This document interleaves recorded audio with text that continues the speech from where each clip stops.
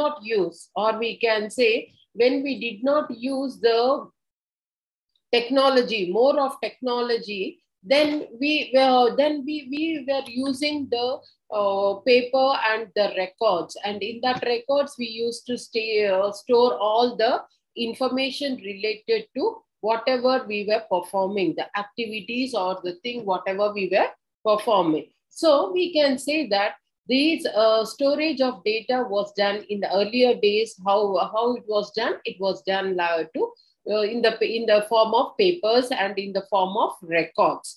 But now, how it is being stored? It is being stored in the files, that is, which can be edited from time to time, in the images, in the spreadsheets, and in the Excel sheets. In these all ways, they are being out in the Word format or in the PDF formats, in the desktops, in the laptops, in the pen drives, all this. This is the method of storage of data. So automation is usage of technology to minimize the human labor or the human efforts. That is known as automation. So in this automation, there are three important steps. That is the storage of data, data exchange, and data management. Storage of data is, as I told you previously, we used to store the data in the form of records, but now we are storing the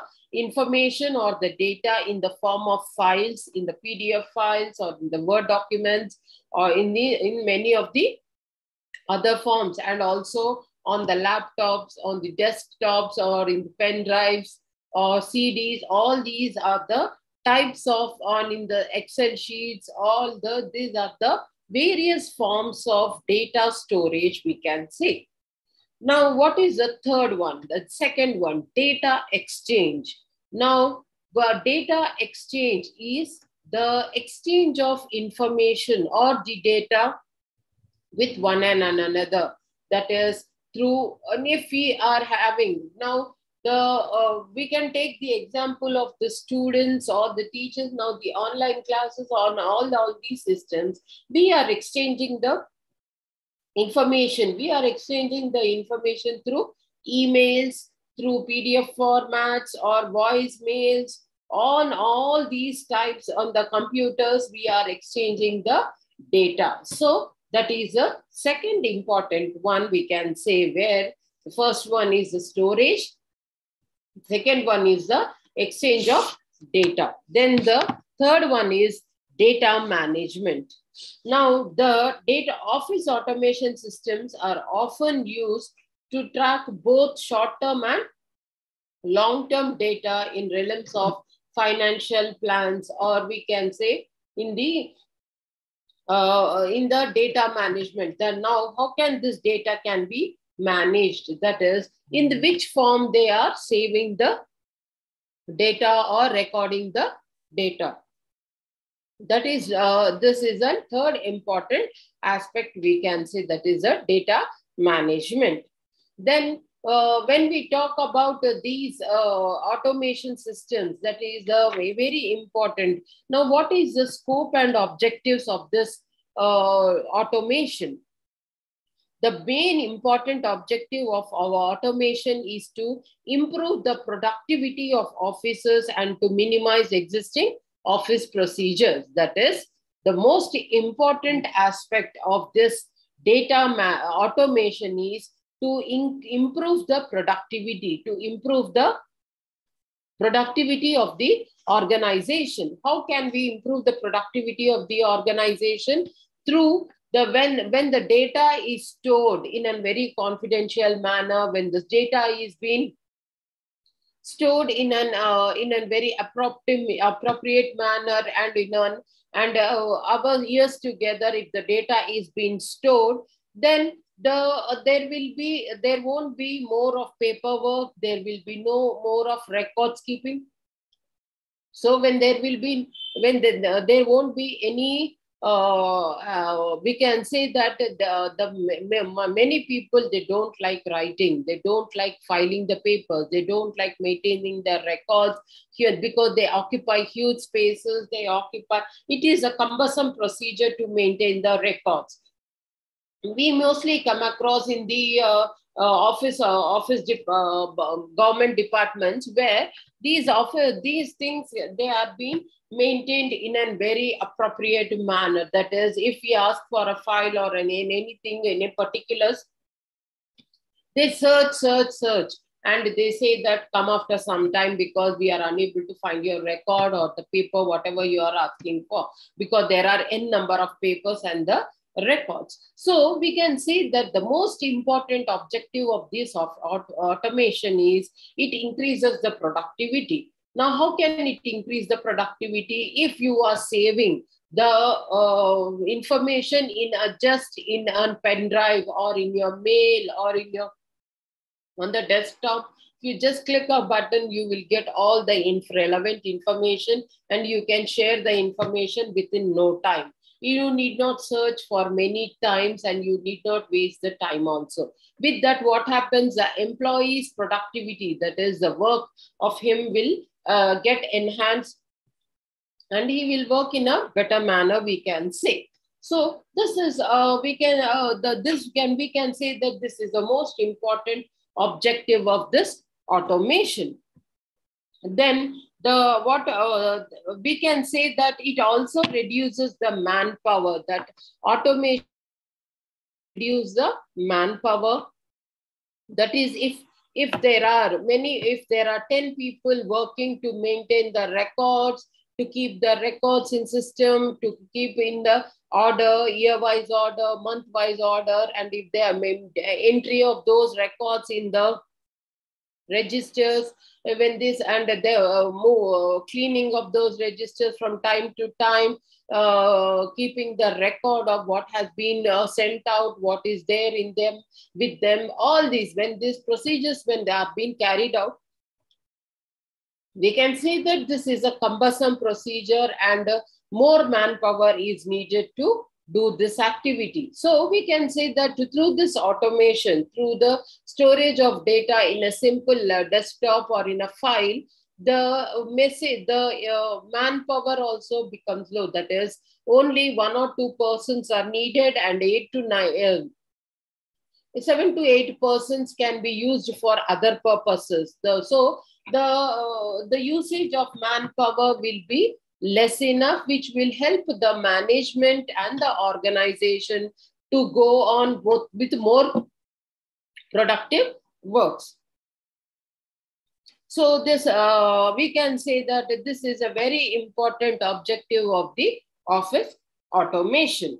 Then coming to the advantages of office automation, office automation. The following are the most important advantages of office automation. They focus on speed. That is, automation provides the public an opportunity to access more accurate information and at a faster rate than before. That is, now we take an example of the government departments on the online mode. Previously, whenever we used to, as a citizen, whenever we visit the government departments for any information, we just see that the information is not being given properly. They say that come after some time, or we are unable to access the information, the person is on leave. All these things come up when we go for the information in a government department. But now, in the present scenario, it is been, everything is online, means all the information, related information, particularly of every citizen, is being put on the websites of those government departments. So what will happen? They will continue to do the work, and then sitting at our place only, we can click a button and get all the relevant information. We can upload all the relevant information, whatever is necessary for the government department to carry on our work. So everything can be done in a very faster and as well as in a very accurate manner, we can say. So this is a very big advantage of the automation, that is, usage of technology will give more better aspects or better ways to provide, to get the accurate information. Then the second important advantage we can say is rebuild the public trust. As I told you, rebuilding the public trust. Now, if you just ask a layman or the common citizen, do you want to go to a government department? Then they just say that, no, I don't want to, because they keep us, they ask us to come a number of times. They don't give the relevant information. They tell us to be to sit for much time. They are, all these things come up. So which will create some disturbances in them. So which will also have a bad notion on the government also. So through this online systems, through this usage of new technology, usage of these all things, the government is able to get all the access of the informations, and it is gaining more of, we can say,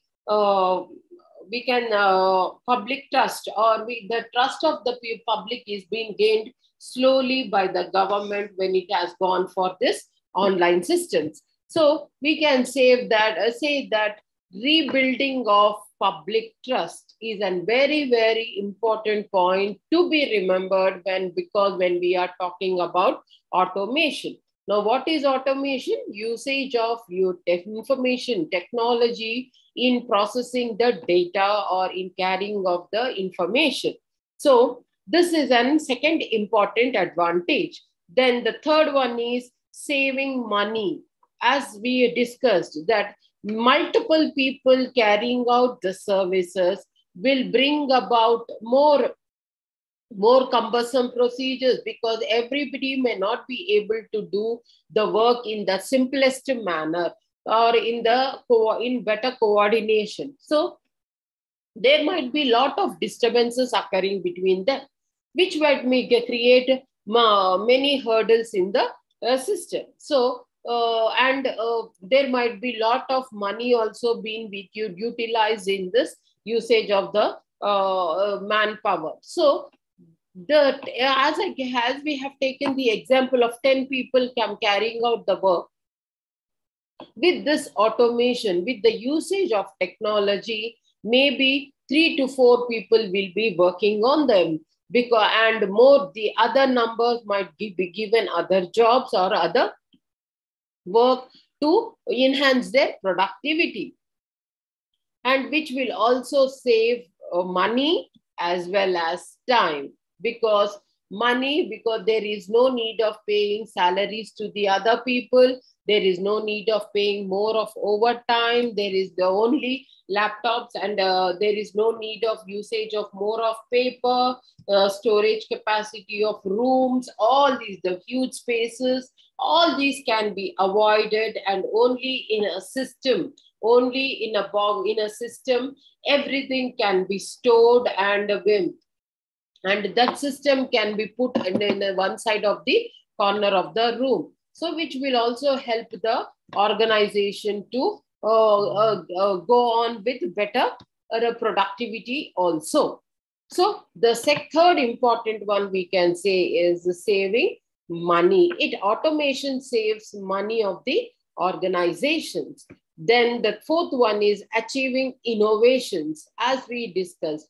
Now, as such, usage of technology, usage of methods, usage of all these might not be easy task. So innovation, when we want to save time, when we want to save energy, when we want to save money, when we are more of production, then we go for innovations. What is innovation?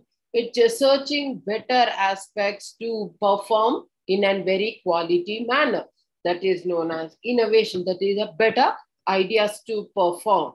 So that is also Well, we can say that automation is a channel to innovation where the sufficient standards can be maintained, more of productivity can take place. All these can be done in a very efficient manner. Then the next one we can say scale without restraint. That is the big processes within the government can be difficult to change. Real challenges can be introduced. That is, as we were talking about the government departments only, that in these government departments we see that many people, they don't like to go with innovations. They think that how we are working, this is only the, because they are used to that system, they are used to that system, and they are they feel that that this is the best system to work. But they have to manage, they have to move towards the usage of better technology, usage of better standards, and to be in the market. Otherwise, somebody else will occupy or take up the market. So it is very important for the organizations to keep this in mind, and particularly the government offices. Then there are some other important things which we can take up in the advantages, that is improved quality or increased quality of services. That is through this usage of automation, usage of technology, more of quality can be improved, because in paper that might the paper might get torn, or we can say that it can the paper can be the ink might get light, and they may not be able to see that clearly after some years of time. But the usage of technology, by storing the technology, by storing the information in a PDF or in any Word document, it is very easy to get access to it, and whenever it is needed, we can get the information also. So we can say that this might be an improved advantage of the automation. The next one is reducing direct human cost, labor cost, and experience. That is, the human cost and the experience can be kept aside, and they can use the system to get better services, and they can, and in no time, in lesser time, they can give out more productivity or more of work. So we can say that it is the automation is the best important one, which in the present scenario, which is helping the common man, whether it might be government officers or the private organizations, which is helping in the going for more productivity, more of accountability, and more of transparency also. Excuse me, ma'am. But at times we see that there are some, for everything when we talk about Ma'am, excuse me. Ma'am, can you repeat that point again? But when we talk about all these things, we see that there are some disadvantages also occurring in this automation. That we can say that there might be what might be the disadvantages of this. That is, automation requires huge investments, especially when machines are costly. Now, we see that. Now, can we take the example of the laptop of the computers? These companies, the manufacturers of these companies, the laptops or these desktops, every year they upgrade the system. That is, they bring about new things into the system, new features, or the updating the system. If we don't update the system, then our system will be slow, and we might not be able to get access to whatever we are doing, that activity or the whatever the work we are performing. So we have to update it when and at times we see that updated versions will not be available freely. We have to buy them, and it might be costly enough because n number of people are using. Then the companies might hike the prices, which might be a great disadvantage when people get addicted to these usage of technology. The better things, the better example we can take is nowadays, as we are presently also in this virtual class, we are having an interaction with an online mode. So with where everybody should have now for this online system, everybody should have a smartphone, and they should have the Zoom app or the YouTube, everything. They have to have access to this, otherwise they might not be able to attend the classes. So this is, and if you're not using a smartphone, and if you are using a simple phone, then you may not get the access to listen to the classes also. So this is, we can say that this might be a great disadvantage, because when we talk about all these things, everyone may not be able to buy everything at all times. So based on their standard of living, based on their income, based on their priorities, they might be using the things. So everybody might not be able to afford a smartphone, a laptop, or a desktop.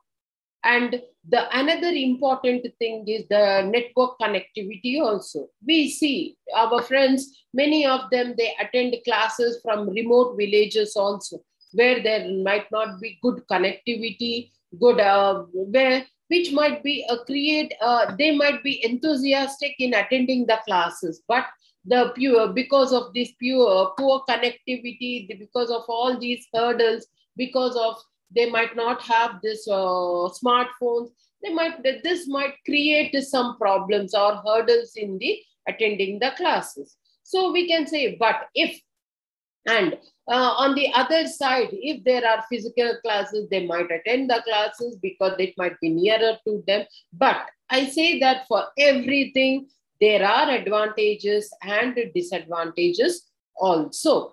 So the second important disadvantage is automation requires specialized staff for purposes of handling and maintaining them. As I told you, now as a new person who is being introduced, now we'll take the example of government servants only.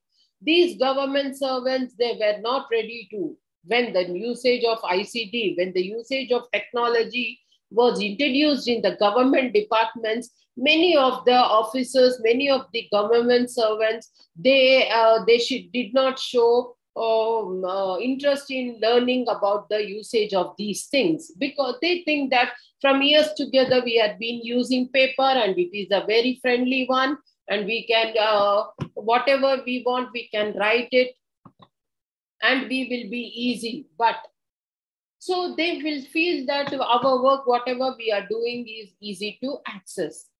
So they might need more specialized people to get it.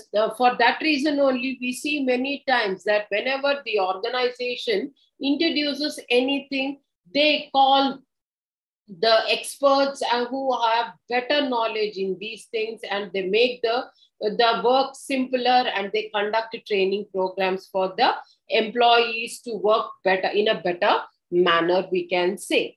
Then the current technology, another important one, disadvantage we can say is current technology is unable to automate all the desired tasks. That is, there are disadvantages of using of technology also, but because we cannot store at some of the information in the laptop, they have to be written on paper only. So the usage of the current technology might be an hurdle for the system to run also.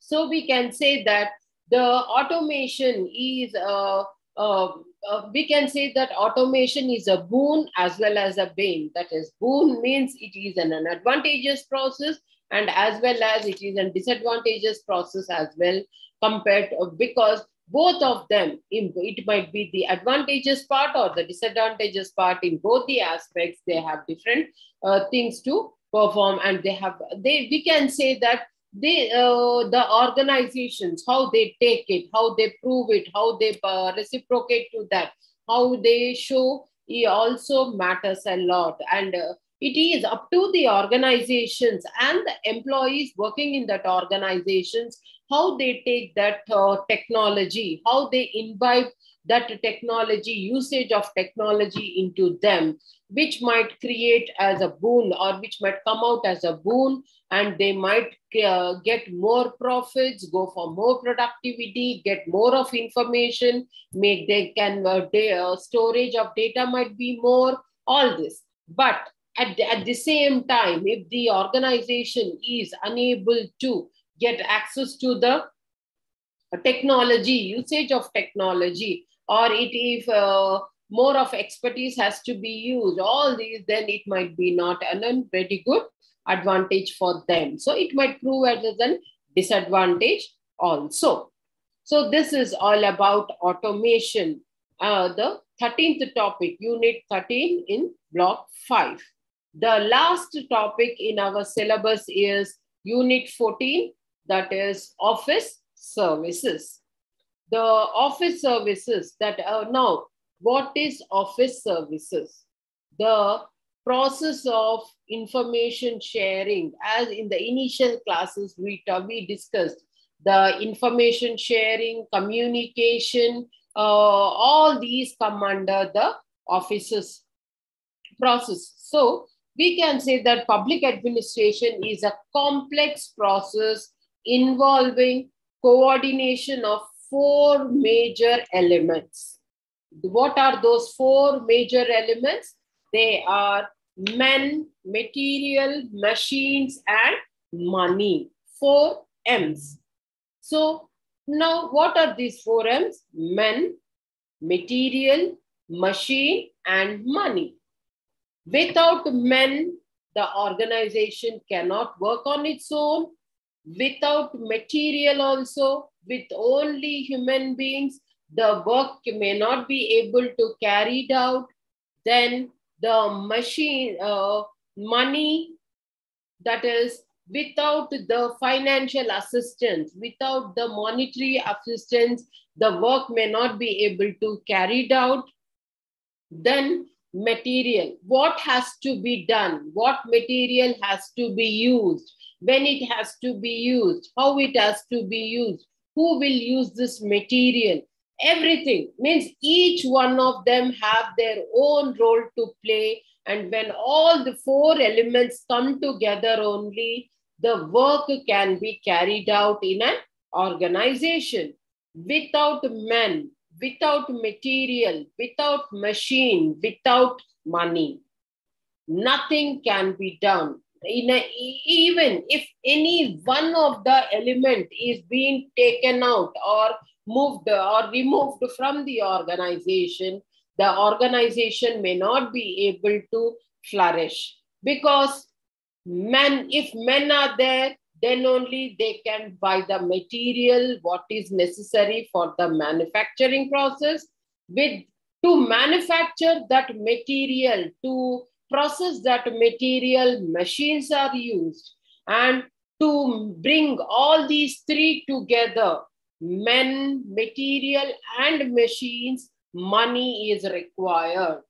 That is why, because the salaries or wages, if the organization does not pay salaries or wages to the employees, then there will be no employee working for the organization. Why? Because wage or salary is an monetary benefit or a monetary incentive, or I can use a better word, that is the motivation.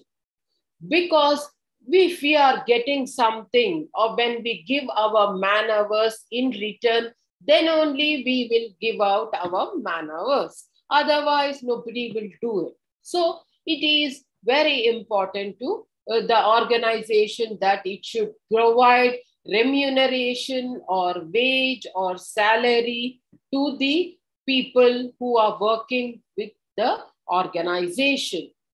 Then now, if that people are working and if they don't have what are the material, that is what has to be produced, then it is waste of employing employing these people and using their man-hours if there is no material use. Material being, then the third one is the machines. That is, the machines are now, the men are there, the material is there, but it has to be processed and it has to be given a form or an end product. So now for that, if the machines are not being used, then the end product might not be a good one or a productive one. So it is very important now to bring all these three together. It might be the money. Money is the most important criteria for all these. Now, when we talk about office services, there are n number of or n types of office services which are being performed. To name a few, there are a very important we will take up few of the office services. That is drafting of letters, reports and memorandums, creation, storage of disposal of records, filing and indexing, receiving of visitors and clients. Now, what are these types of office services? First one is drafting of letters, reports and memorandum. That is to send a message, to tell everybody, to communicate. We need a letter to communicate, to get information. So office service, this is a very, very first important service we can say. Then second one is creation, storage and disposal of records. That is creating a record. What has to be done, when it has to be done, how it has to be done. That is a creating of a record. Then storage of the record. Every year, what has been done in the past to work for the future. Then it has to be, that record, that information has to be stored. Then disposal of records. The unrelevant information which is not necessary for the organization, it has to be dismissed. It has to be erased from the system or from the office records, which will create space for the organization and also which will create some more, we can say, it will give scope for more technology to be used also. So we can say that it might be a better aspect. Then the third one is filing and indexing. What do you mean by filing? We discussed this in the previous classes. Filing is maintaining of the records, what has to be in a systematical procedure. That is filing of a file. That is what has to be put in a paper in a systematic format. And indexing. Indexing is in a file, you put records. So in the contents or in the index from page number 1 to 10, what is there? In page number 11 to 20, what is there? If you write the contents in the index, then it will be easy for us to check the information and in no time. That is, if it is cost effective and also time effective. Then receiving of visitors and clients. That is, now when we go to an office, we see the reception. In that reception, a person receives us and comes out with a pleasant smile and asks us that, how can I help you? Do you need me? Then with receiving of the visitors, which will help them to give a better understanding of the organization also.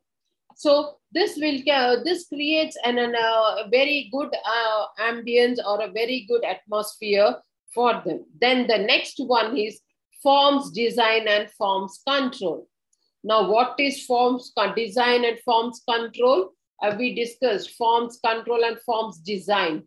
Forms design is a fixed data and also giving scope for the variable data.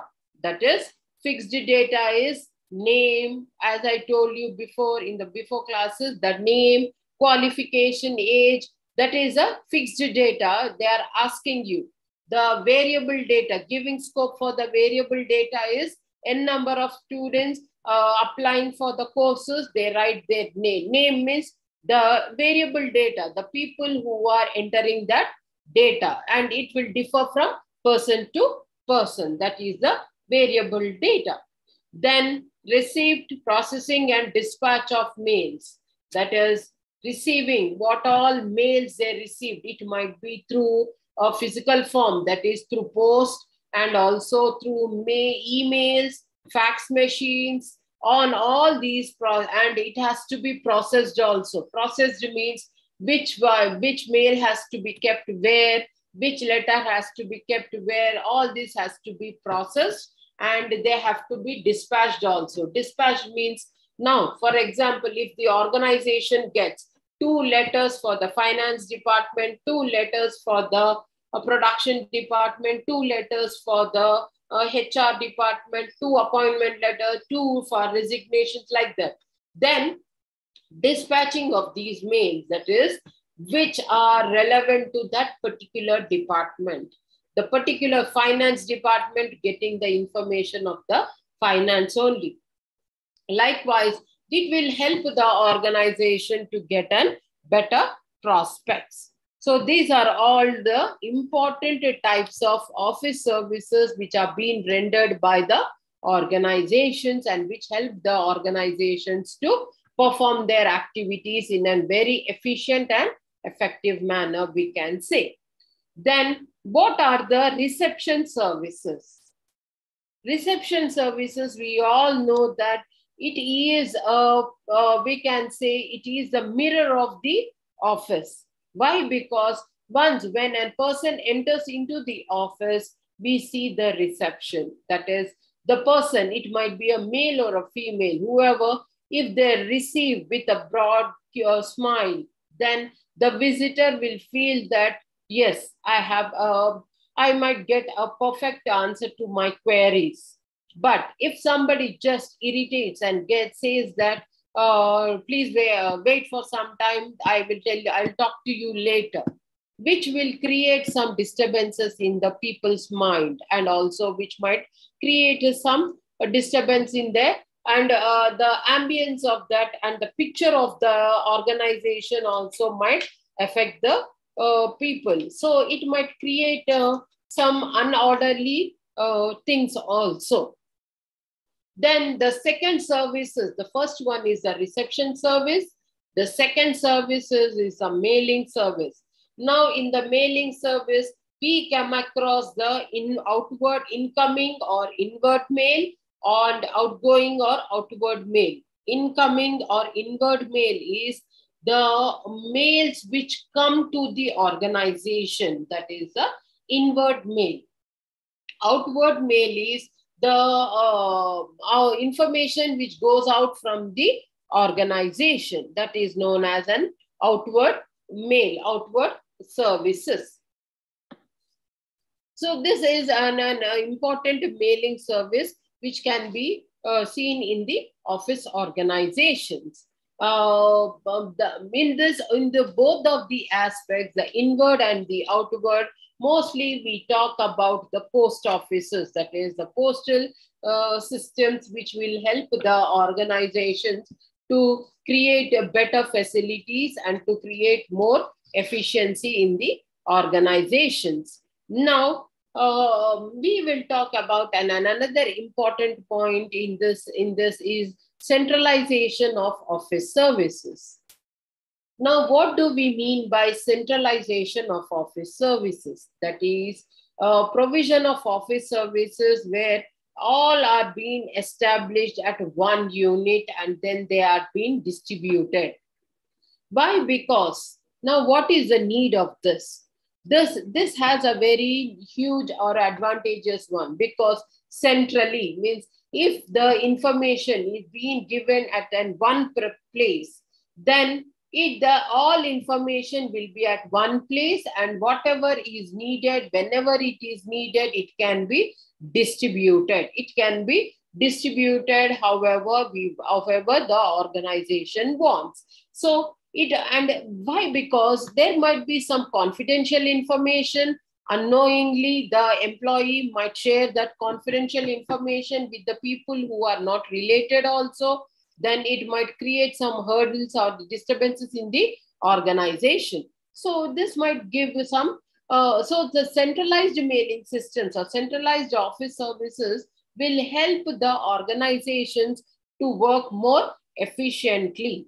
Then there can be another important advantage of this is greater uniformity in clerical methods and procedures. As I told you, greater uniformity. Greater uniformity means greater things can be performed. That is because everything, when it is being placed in one's format, then whoever needs whatever information, they can go on, they can share what that information means.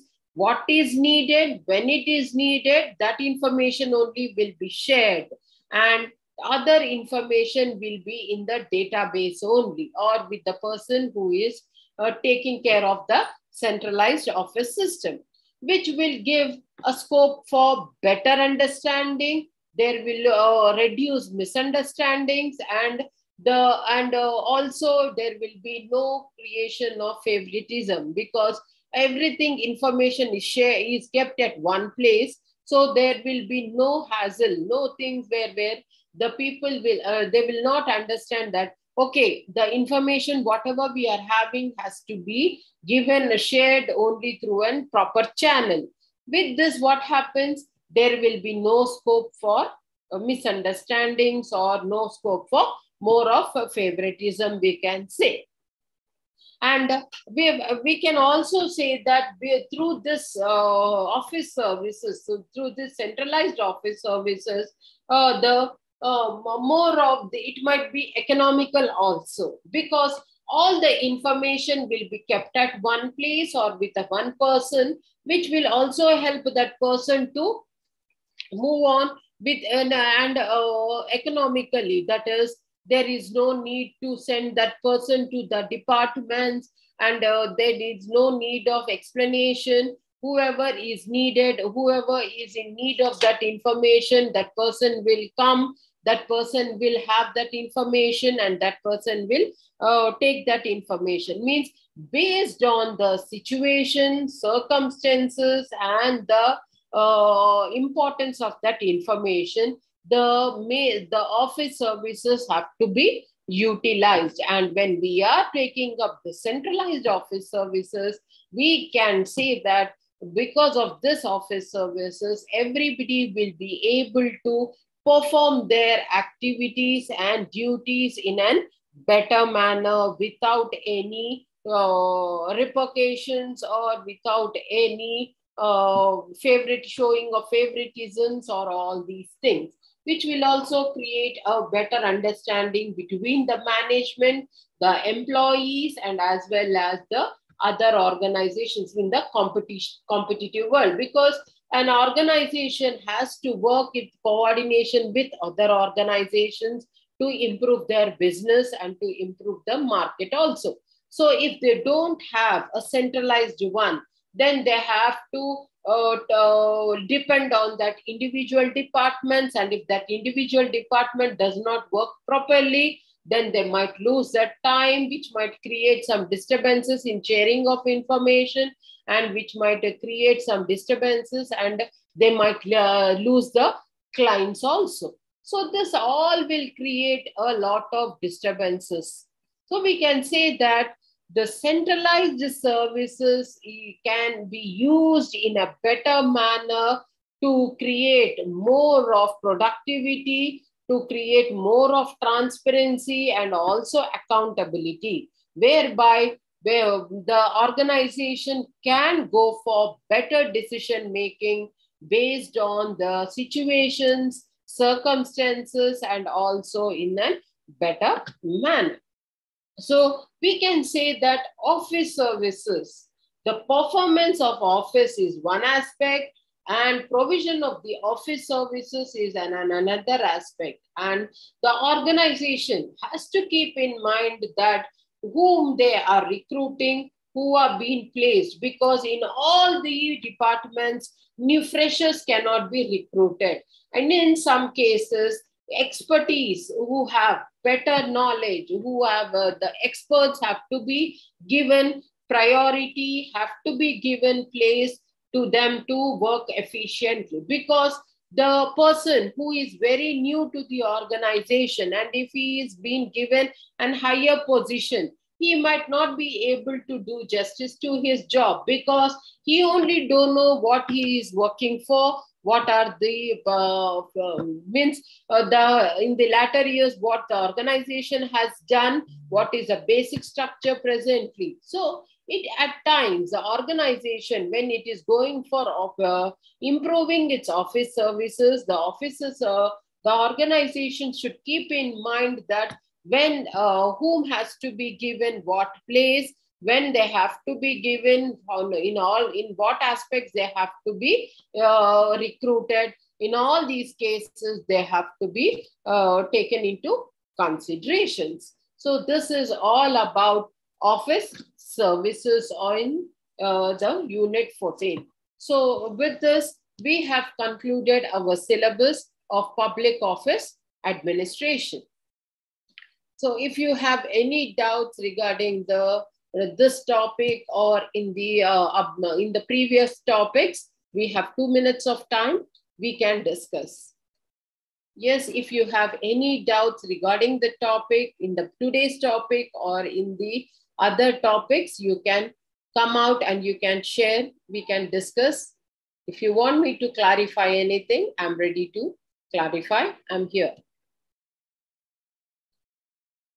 So we can say that there's now on an overall note, we can conclude saying that public office administration is very, very important in the perspective of public administration. Why? Because if right from the administrative part, that is sharing of information, collecting of information, from the better communication skills, right from there to rendering a better services in all the aspects, in the maintenance of the records, writing the file, communications, then automations, usage of technology, on all the aspects, in all the aspects, the organization or the administration, it might be. Administration doesn't mean only the government offices.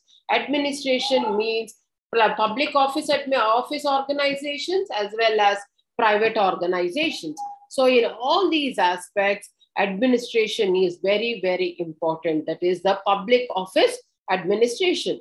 Public office administration is related to working of the organization, how, where, when, and why, or when. That is the men, material, machines, and money, and usage of technology, usage of all these things. When they are being put together, only public office administration can be carried out both in the government departments as well as in the private organizations. So means which will have, through this public office administration, there will be more of transparency, more of coordination, more of, we can say, accountability between the people. It might be between the government agencies, between the citizens and the government, or in the private organizations, between one organization and the other organizations, we can say. So altogether, we can say that public office administration is a very, very important criteria which has to be followed by the offices to work smoothly and to give out better governance, we can say. So this is all about public office administration.